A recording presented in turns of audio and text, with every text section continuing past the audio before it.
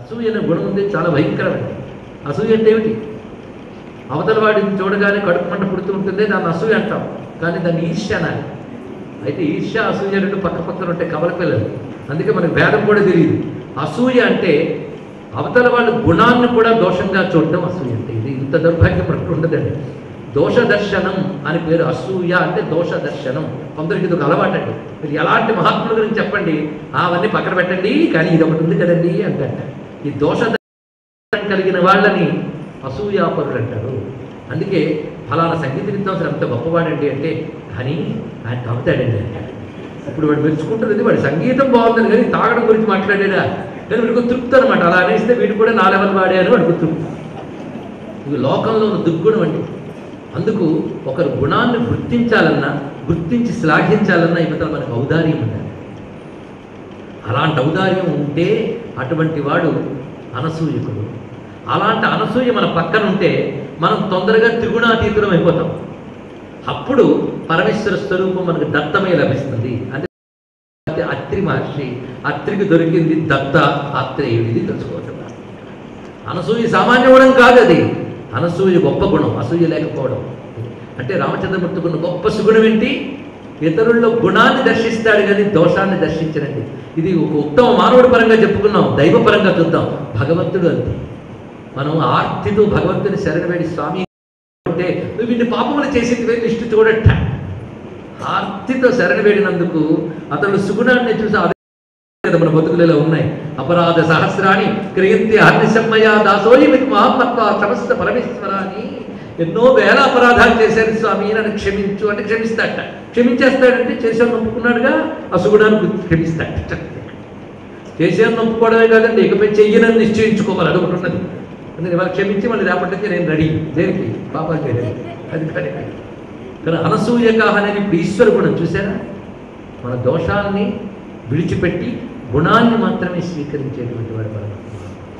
చిట్ట చివరికి ఏం చెప్తున్నాడు? కశ్య విద్యుత్ దేవాస్త జాత రక్షస్ సంగీతి. ఎవడికి కోపం వస్తే దేవతలు ఎవడు. ఇప్పుడు మీరు ఇందాక చెప్పిన సృష్టి స్థితిలో చేసే పరమాత్మ అనేది ఈ 16 పేర్లు ఉందో లేదో మీరే చెప్తారు. మొట్టమొదటి గుణవాన్ కశ్య వీర్యవాన్ అన్నప్పుడు సృష్టి చేసేటప్పుడు గుణములు కలవాడు, బీజమును వ్యాప్తి చేసిన వాడంటే సృష్టికర్త అని వచ్చిందా లేదా? దాని తర్వాత ఈ సృష్టి దెబ్బతినకుండా ధర్మజ్ఞశ్చ కృతజ్ఞశ్చ సత్యవాక్య దృఢవ్రత. సృష్టి దెబ్బతినకుండా వాడికి నియమాలు ఏర్పరిచి ధర్మజ్ఞుడే ఎక్కడ ఏం జరుగుతుందో గమనించుకుంటూ తప్పు లేకుండా నడవడానికి సత్యవాక్యములైన వేదములను ఇస్తూ వేద నియమాన్ని జాగ్రత్తగా పాటించేలాగా దృఢవ్రతులై ఉంటూ దానికి ఎక్కడైనా దెబ్బ తగిలితే తాను ఒక చరిత్రతో అవతరించి చారిత్ర్య కోయిత సర్వభూతేషు కోహిత అన్నప్పుడు మనం చూస్తూ ఉంటే మొత్తం స్థితికారకుడని తెలుస్తాను. కానీ గుణవాన్ కశ్య వీర్యవాన్ అంటే సృష్టికారక. మెయింటెనెన్స్లోనే ఎక్కువ కావాలండి. సృష్టి చేసి వదిలేయడానికి, సంహరించి వదిలేయడానికి రెండు చాలు. మెయింటెనెన్స్లో ఇవన్నీ ఉండాలి. ఏవి? ధర్మజ్ఞశ్చ కృతజ్ఞశ్చ సత్యవాక్యౌ దృఢవ్రత చారిత్రేణ చ కోజిత సర్వభూతేషు కోహిత విద్వాన్ కః కస్సమర్థశ్చ కశ్చైక ప్రియదర్శన ఆత్మవాన్ కో జితక్రోధో ద్యుతిమాం తేజోవంతుడు కోనసూయక. ఇవన్నీ స్థితికారకుడు అయింది కదా. లయకారకుడు గురించి చెప్తున్నాడు చివరికి. ఆయనే లయకారకుడు. ఆయన లయం చేస్తున్నప్పుడు వీళ్ళని వాళ్ళని లయం చేయడం కాదు, మొత్తం విశ్వాన్ని లయం చేస్తాడు. విశ్వాన్ని లయం చేస్తున్నప్పుడు దేవతలు కూడా గడగడలాడిపోతారు. విశ్వ శివానంద శంకరులు రాస్తున్నారు. భ్రశ్య దేవగణం త్రసన్ మునిగణం నశ్యత్ ప్రపంచం లయన్ పశ్యన్ నిర్భయ ఏకయేవ విహరత్యానంద సాంద్రో మహాన్ అంటున్నారు ఇక్కడ. ఆ ప్రళయకాలంలో దేవతలు కూడా గడగడలాడిపోతూ ఉంటారు. అందరూ లయమైపోతుంటారు పరమాత్మలో. ప్రళయకాలం ఊహించడానికి భయం.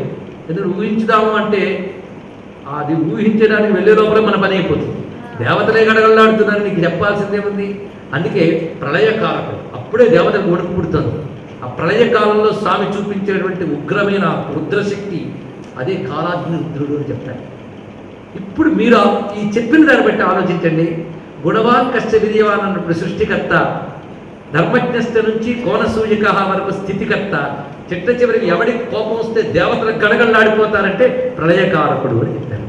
ఇలా సృష్టి స్థితి లయకారకుడైన పరమాత్మ ఇప్పుడు నరుడిగా అవతరించి ఉన్నాడా?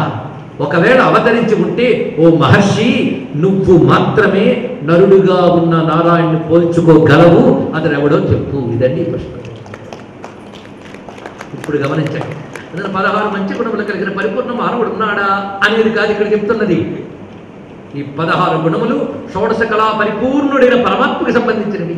16 కళలే ఇక్కడ 16 గుణాలు అనుకుంటే 16 కళల పరిపూర్ణుడు చంద్రుడు, ఆ పరిపూర్ణ గుణచంద్రుడు రామచంద్రుడు.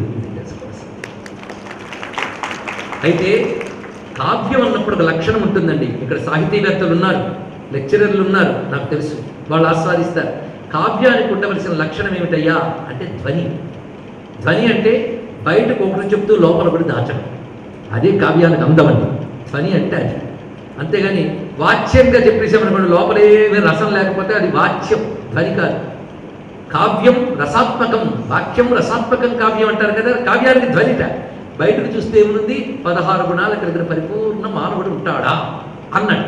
లోపల సృష్టిస్థితిలయకారకుడైన పరమాత్మ ఇప్పుడు అవతరించి ఉన్నాడా? ఇలా ఈ సూత్రమే రామాయణం అంతా వ్యాపించి ఉంటుందండి. ఈ రహస్యం రామాయణం అంతా బయటికి మానవ గుణాలు, లోపల నారాయణత్వం.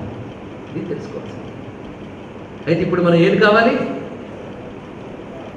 నారాయణుడు కావాలా, రాముడు కావాలా? రామ నారాయణుడు కావాలి. ఇది తెలుసుకోవాలి. ఇప్పుడు రాముడు ఎవరు చెప్పండి? ఆదర్శ మానవుడా, ఆరాధ్య నారాయణుడా? రెండింటి కలబోత.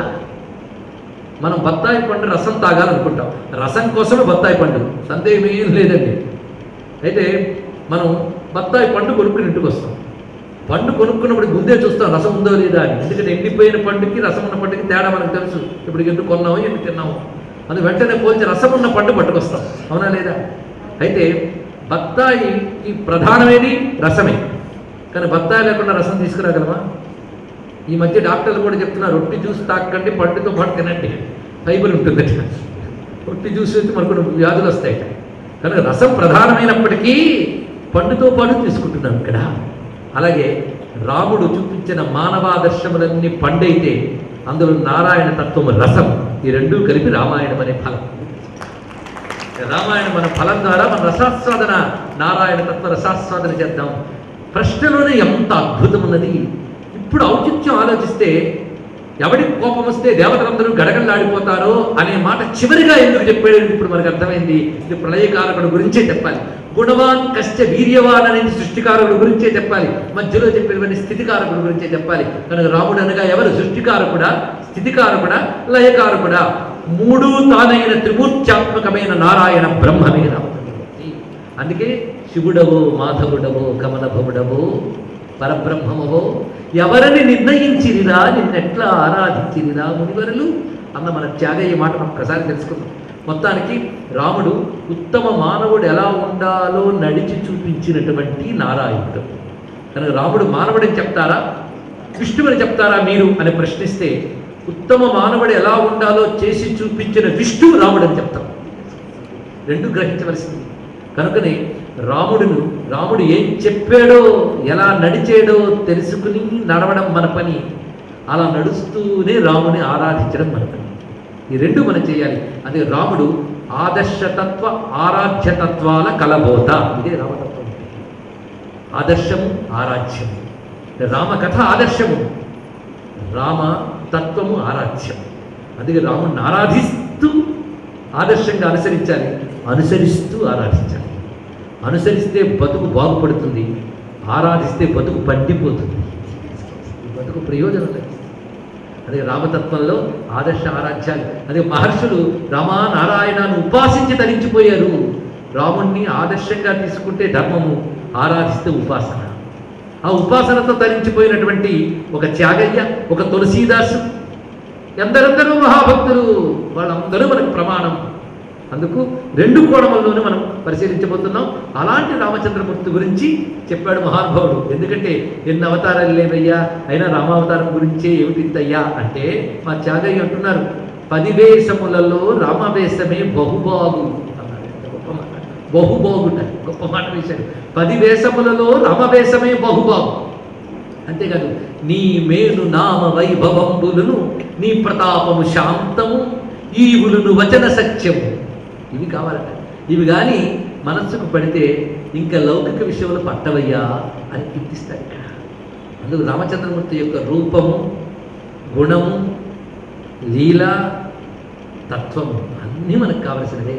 అందుకే రామావతారంలో 3 ప్రధానం: నామము, రూపము, చరిత్ర. ఈ 3 ప్రధానం.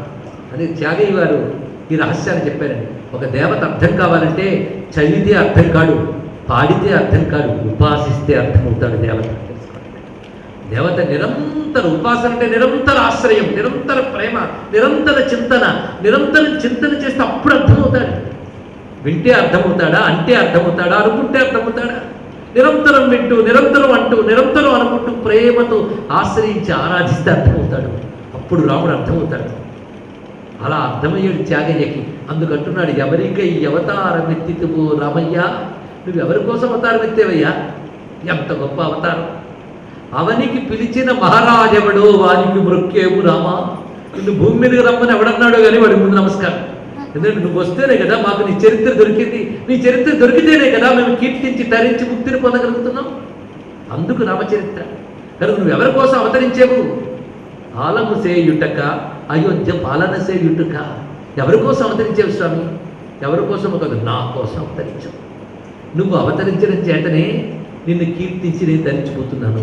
కనుక నీ అవతారం దశరథుడి కోసమో, కౌశల్య కోసమో, శబరి కోసమో, అహల్య కోసమో, హనుమంతుడి కోసమో, సుగ్రీవుని కోసమో, రావణుని కోసమో కాదయ్యా. శతరాగరత్న మాలికచే కీర్తించే త్యాగరాజుని బ్రోచుటక. మన కోసం మా స్వామి యొక్క అవతారం అవతరించాడు కనుకనే చెప్పుకుంటున్నాం, ఆనందిస్తున్నాం, ధరించుకో.